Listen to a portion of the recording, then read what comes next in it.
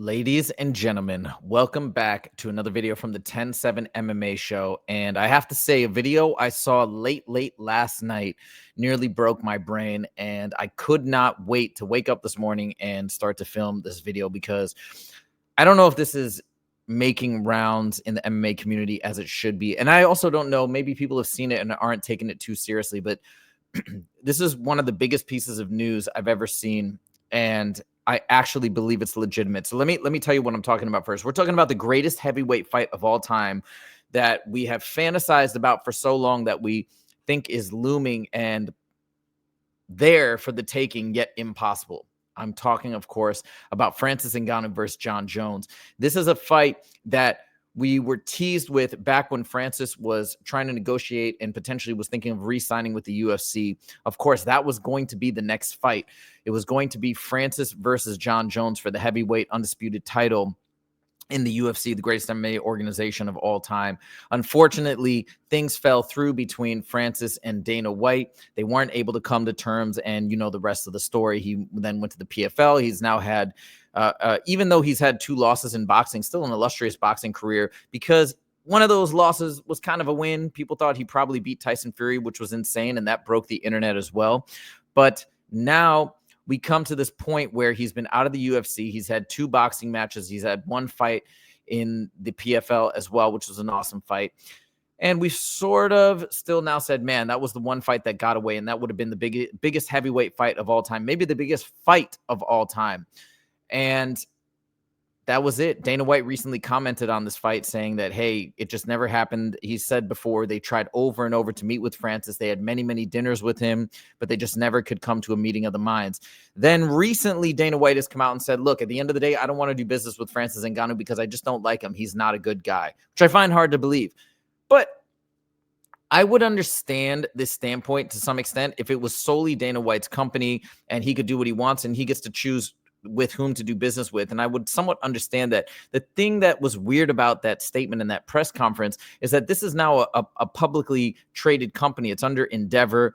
You can buy stock in, directly in Endeavor Group. You can also buy TKO stock. So we have shareholders, we have investors, we have a board of directors. So it seemed very bizarre to me that such a big moneymaker and such a launch pad for the UFC, not that it needs a launch pad, but probably one of the most amazing fights that they could ever make was not going to happen because of personal issues or seeming personal issues between Dana White and Francis Ngannou. It just seems silly, and it also almost seems like just something that shouldn't be happening. And I almost want to say bad business practices. I just don't get why a personal beef would get involved. Now, maybe that was just him making a flippant comment, and really there's more to the story than that. Maybe Francis simply doesn't ever want to be signed to the UFC again, and he doesn't want that fight. I don't know.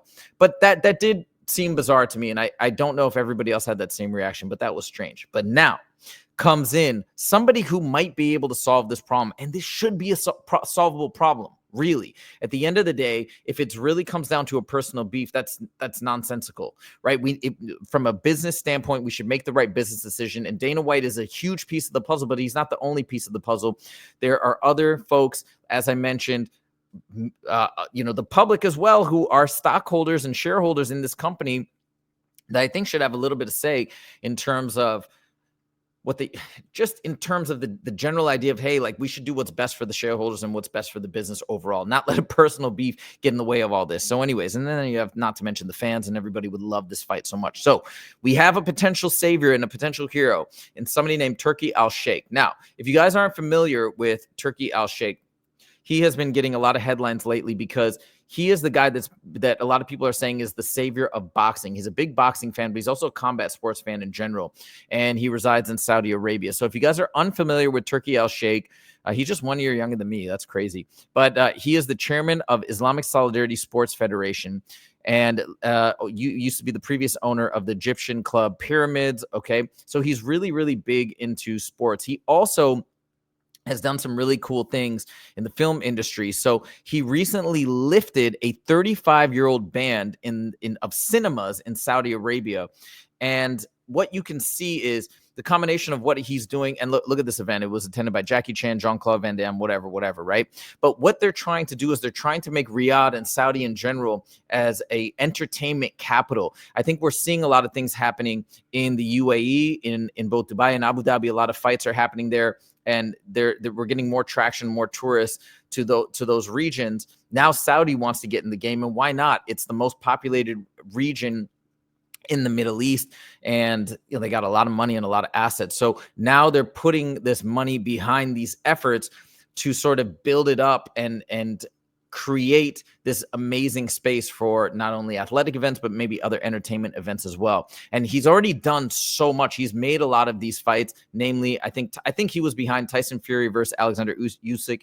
I'm not a boxing guy, maybe mispronouncing the names, but anyways, for boxing fans, those are fights that people really wanted to see. Again, I didn't really care because that's not my sport that I love. But so now moving forward, he is again the chairman, and he is. Oh, I mentioned all this. Okay, so he's told ESPN that he plans to fix broken boxing, which I think he's doing. He's actively doing it right now.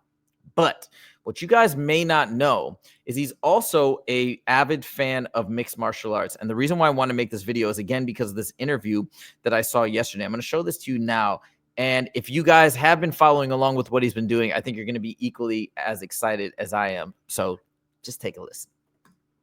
I have in the table two options for Francis, one in MMA and one in boxing I want to discuss with.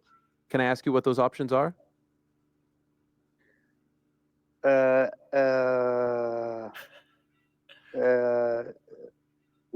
MMA, all the times, my answer is all the time we want to do the biggest things. Would that be Jon? There's only one fight. That's the biggest fight for Francis. And now Ariel's going to jump in. Sorry, let me rewind it a second. I cut him off. We want to do the biggest things. Would that be Jon Jones? Has to be Jon Jones. Beep. Wow. I mean, let me tell you something. You've pulled off a lot of things, my friend. You've pulled off a lot of great things. If you could somehow figure that one out, if you can get that one done, that might be your greatest move of all. If you can figure out Francis versus Jon Jones, PFL versus UFC, I will eternally tip my cap to you. That would be the one if you ask me. We need to send Dana White to the moon.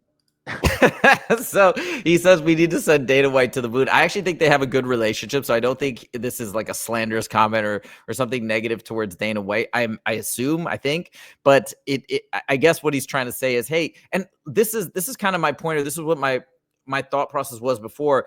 Dana White is a huge part of the UFC. He's amazing. I'm not trying to take any credit away from him, but at the end of the day, this should not be a singular unilateral decision to not make this fighter, to exclude Francis from the organization just because of a personal beef.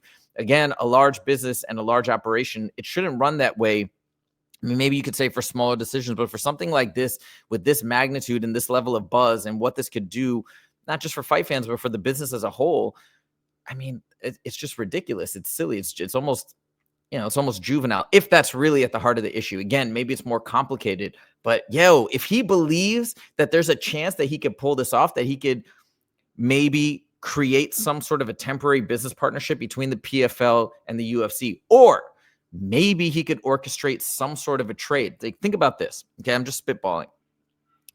We had a trade once upon a time between Bellator and the UFC. You guys are probably well aware, between Demetrius Johnson and Ben Askren. Ben Askren came over. Demetrius Johnson left. In a great career elsewhere. Ben Askren actually had a really cool career. He had a good run, even though he got knocked out by Jorge Masvidal. But in a lot of ways, that launched Jorge Masvidal's career. So I think the UFC benefited tremendously from that trade. What if they could orchestrate another trade? And what if the things that Francis wanted that the UFC could not provide or would not provide, what if Turki Alsheikh picks up the slack? What if Turki Alsheikh supplements the pay? What if he does something on the side with Francis that can appease his wants and desires, so that the UFC doesn't have to bend over and do whatever they don't want to do, or whatever they feel will be negatively impact the business. And I also understand completely the UFC's perspective. They have to do certain things. Like if Francis wanted health insurance for everybody or these other things, like they can't just bend over and say, sure, we're going to do whatever you want, because they have to look at the future of the business. They have to recognize, hey, are these costs going to be problematic down the line? Will this lead to derailing the UFC's incredible trajectory? So I understand both perspectives. You can't just bend at will to any fighter's whims, but maybe there's a way. And the thing about Turki Alsheikh and the Kingdom of Saudi Arabia is they have lots of funds. And I think those funds can solve a lot of problems. So holy smokes, like it's actually possible. And everybody's clamoring for Jon Jones versus Tom Aspinall. Now, be honest. What would you rather see? Are you really? I mean, I would see Jon Jones versus Tom Aspinall. I want to see that. That'd be exciting. And Tom Aspinall, he's awesome. Okay. But the real guy that got away, the one that beat Stipe, okay, that beat Sirogan, that with a really messed up knee injury, that everybody thinks is just a unstoppable freight train. That's Francis Ngannou. Francis Ngannou versus Jon Jones. This is the fight we wanted. Now think about this. If they get this and orchestrate this and bring him back into the UFC after all the drama and all the smack talk between Dana White and Francis, holy smokes. Like I just can't even imagine. The fight in and of itself, excluding all the drama, is incredible, because you have this tremendous amount of power and everything that Francis has been working on versus the smartest fighter of all time, the smartest, most technical fighter of all time in Jon Jones. So the matchup in and of itself is so exciting, but then you add in all of this drama and this backstory. I mean, it's mind blowing if they can put this together. So let's just listen a little bit more. Can I come with him? Maybe we could sit together. You said you were going to have us sit together. Maybe we could do it together and we make peace on earth. See, I like him, brother, but I think he preferred to go alone. Okay. Fair enough. Fair enough.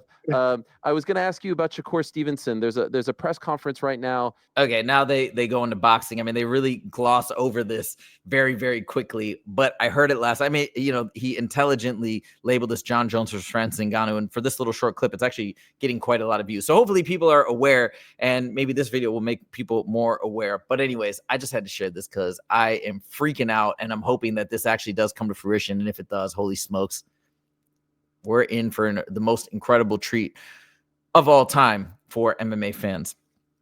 That's it. That's all I got. Thank you guys so much for joining. If you like this video, make sure to click that like button. If you want to see more from the 10-7 MMA channel, make sure to click subscribe. Thank you guys so much for joining, and we will see you in the next video. Take it easy.